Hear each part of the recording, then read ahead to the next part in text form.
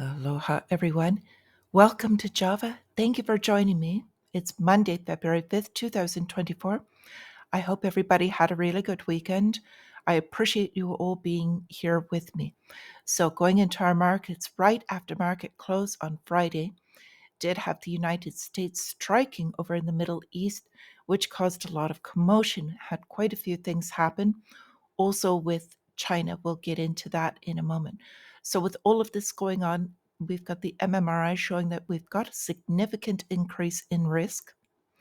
We see that also in the VIX, or rather the volatility index, is up over 3% currently. So, we had the stocks were up last Friday, but we've got the relative strength of the dollar and the 10-year yield have spiked. Now, I expect them to come down a little bit, but they're going to put some significant pressure on the price of stocks, at least at the open, some volatility. And that's what the future's kind of showing us as well. So I'm expecting very volatile open. I'm not going to do anything at the open. I'm going to rather sit, wait, let it settle before any trades. If your traders out there, just be, I urge caution, but not financial advice, and you know what you're doing. So with the calendar, we are expecting some inflation numbers, and we're also going to be hearing from a lot of the Fed presidents. So, another reason some of these things are going on is because Powell spoke last night uh, in and off, and he said a couple of things that had some definite effect. So, with that, we've got earnings. Want to mention that because we've got a few large ones. McDonald's, probably watching Palantir. Palantir's software company that plays a lot into the defense sector, and Caterpillar, just to name a few. So, some of the things that Powell said last night was that the Fed is cautious or wary of cutting rates too soon. And that's because he understands that if he starts cutting, you can't really backtrack, is really difficult. And inflation, there are a lot of pressures to increase inflation right now. And we have not reversed or even halted inflation yet. All it's done so far is slowed. So they're looking for an increase in unemployment.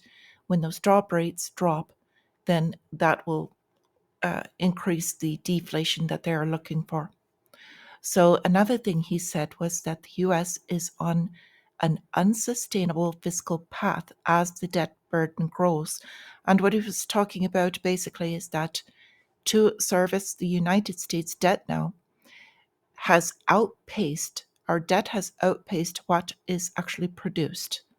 So the longer you go, the deeper you go into debt because you don't have possibility of paying that off. So with that, he's kind of putting a silent slam, if you would, against the United States Senate. So they just put together another $60 billion bill. Can't afford our own bills to keep our government working, but they just put together $60 billion bills to give Ukraine more for their war. We've got a crisis on the border as far as the illegal immigrants coming in. They're putting massive amounts of money into that.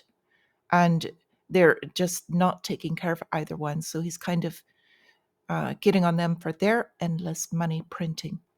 So a couple of things that I had mentioned first, the China stocks crashed 8% in hours. This is significant. So with this going on, the Chinese government basically stepped in saying that they would bolster their stock market. They did put in halts last night as they had all of these issues happen. So watching this in the United States, knowing what's going on with some of the things, we've got hedge funds basically staying short for the United States market. They see the same thing coming here. I don't see it coming uh, anytime significantly soon. Nobody knows because these things happen when you don't know. That's the very definition of them being unexpected. Um, but they're looking at this because of what's going on in the banking sector. Still a lot more pain there. So with our real economy, we're beginning to get conflicting stories, and these are showing the cracks in the foundation because the conflicting stories actually show the the imbalance of what's going on. So we've got, first, on the one hand, Americans have saddled themselves with credit card debt, and more than that. But the story says now renters and the poor are falling behind. Well, as we were talking about yesterday, first they drained the savings, then they took out loans, then they drained the credit cards last. So they're starting to increase defaults. But right next to that, we've got a story about American consumers just forging ahead through credit strains and layoff threats, and they're going to continue their spending. So, with that, they're talking about how strong and resilient the United States economy is and how they expect them to continue spending forward. Talking about they expect increased demand for vehicles and other things that I don't agree with. I think there's going to be some correction in the vehicle sector significantly and specifically. So, Jerome Powell also spoke on the severity of cyber attack threats facing American banks. So this is another one that they have not been talking about much, but they're starting to talk more about cyber attacks and cyber threats, cybersecurity. So this is another story. They're starting to kind of try to prime the public to get ready for these things to happen. So I just want to point that out. And then they're finally starting to catch on to what we've been talking about. Insurance companies now completely leaving fire and flood prone locations and even states. So, what does that mean? Of course, it means higher insurance. A lot of them have to go to state backed insurers or insurance of last resort. So, this is really kind of pinning in, and it's also adding to cost to where it's outside, like we spoke about yesterday. Just an increased cost, you really don't get much for it. Even if you have to make claims, would be on minimums. However, it's something you have to pay in order to continue to be either a homeowner or vehicle owner. So moving on with this, we've got again, they're trying to curtail Russia, but with what's going on in the Red Sea, says it's spurring demand for rail freight in Russia. Well, this is bolstering their economy because they're smart enough that what they're doing is they're taking advantage of the situation going on here. So major shippers stop using sea routes, of course. So since this route is closed, they're going overland, either by trucks or rail. So the major rail, of course, owned by Russia. So they're going to make much more money off of this. And here we've got the story I was talking about OECD raising global growth outlook on US strength. So basically, this is like a major house of cards, and they're just depending on the United States to carry them all. Well, the United States cannot carry it alone. So our largest GDP is again in war, and that's why all of these wars have started. So, with this one, we've got the Chinese state media issuing ominous warnings about a world war, quote unquote, world war with NATO. And as everybody knows, really the major NATO is the United States plus a few countries.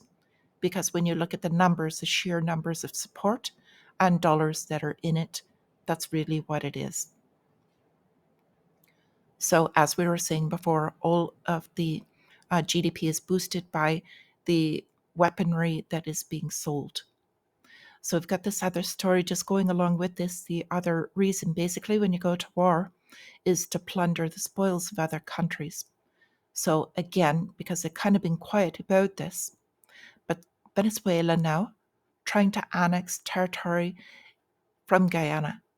So, why? It's always about the resources, and this time it's about crude. So, they are massively suppressing the price of crude right now. They're really trying to push forward to go below that $60 level. They've kind of stopped talking about it because they've not been successful. So, anyway, trying to bolster their supplies. Now, I've got one love update. This actually came from Elon Musk via Zero Hedge. But just to bring up what they were talking about with what they're claiming this is, and just basically the border crisis that is going on. And this will be possibly, they're talking about the largest election issue, so to speak, for the United States coming up this November. So I think it will be between this or the wars, if you can call them wars. So with that, I want to wish you all a wonderful green trading day, wonderful day in general. There are a lot of good things that will come out of this and a lot of good opportunities. So it's not all bad. It's just that this is kind of what we have to push through to get to the other side. So again, my friends, I hope you have a wonderful day. Until I see you again, stay free.